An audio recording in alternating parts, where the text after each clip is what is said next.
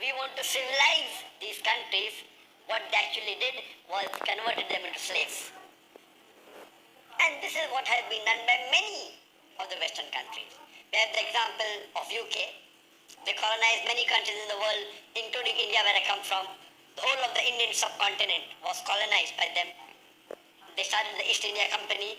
In the name of business, they came and they ruled. They looted the country. They plundered the country. The GDP was at the lowest. India, which was one of the richest countries in the world, one of the most powerful countries in the world, they looted it completely. And in their history, they say that they wanted to uplift India. Same thing with the France.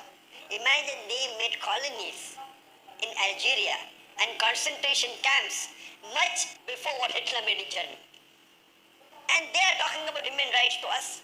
It's a shame that the France president doesn't know the history of France just a couple of 100 years ago. What did they do? And what Muslims we have today. According to the PEW report, in 2017, there were 8.8% Muslims who were French citizens. 5.75 million Muslims lived in France. And now, it's approximately close to 6 million Muslims are in France. More than 9% of the French population are Muslims. And who are these Muslims? These Muslims were brought from Algeria, from Morocco, from Tunisia into France for labor. Many of them were brought as slaves. And the Muslims today, most of them, they are third generation, fourth generation, fifth generation, born in France. And the French government is treating them like third-class citizens. They have the same passport, talking about advanced country, talking about freedom of speech, but they are treated as third-class citizens. And they have made ghettos of them. So, when they don't get the equal rights, there's bound to be retaliation. And what you see what's happening, it is unheard of. And in retaliation, there are so many cases that is happening in the world. One Muslim does an act which we know it is wrong. It comes out in the media as though all Muslims are like that. There are so many such cases happening in the world which got deported. We know of the case that in Toronto, a Muslim, after offering a salah, was there in the car park.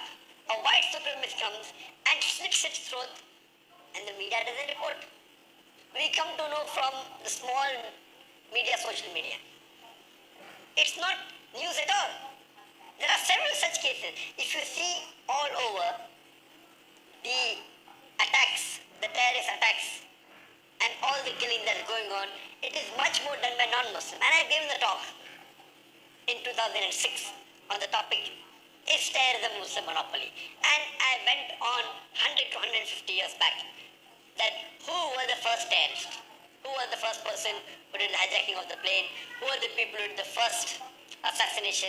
And when you read history, almost all of them were non-Muslims. It's recently that we find that the media are picking up the black sheep of the Muslim community and they're portraying as though they're exemplary Muslims. And what happens?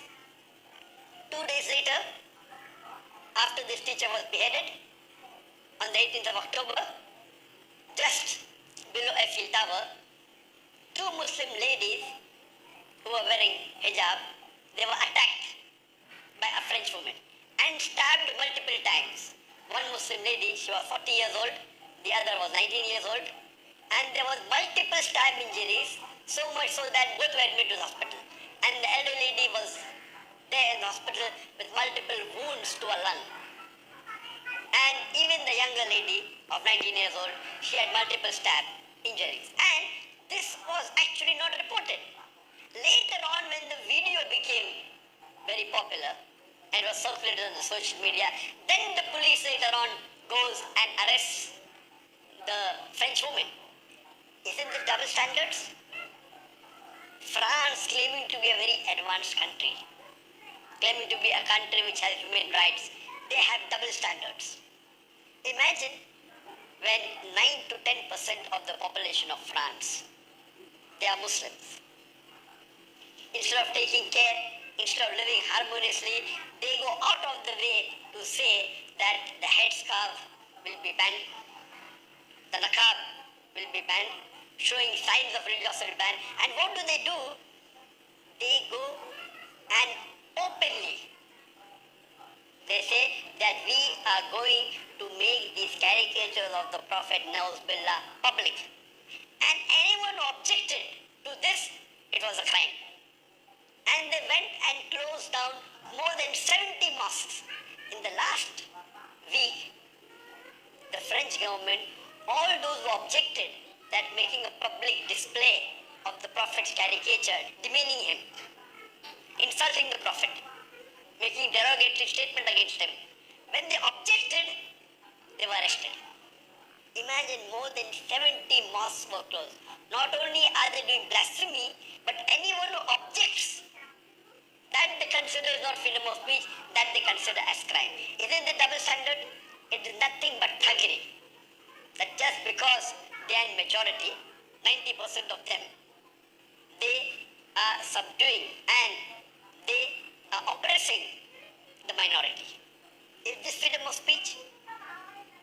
We condemn the act of the French government, of the French people, especially the President Emmanuel Macron. And when he said that Islam is in crisis all over the world, he got it wrong. Actually, Islam is the solution for the crisis all over the world. And I've given a talk on Islam, the solution to the problem of humanity. And that will reply to all the questions. What we have to realize as Muslims, that we have to be steadfast, we have to be patient. Allah subhanahu wa ta'ala gave us sabr. Whatever these people do, they're trying to instigate us. They want more such cases to happen. Someone comes out of the blue and beheads someone so that they can attack us more fiercely. They can bring laws against us. These things are happening all over the world. And they are done by the non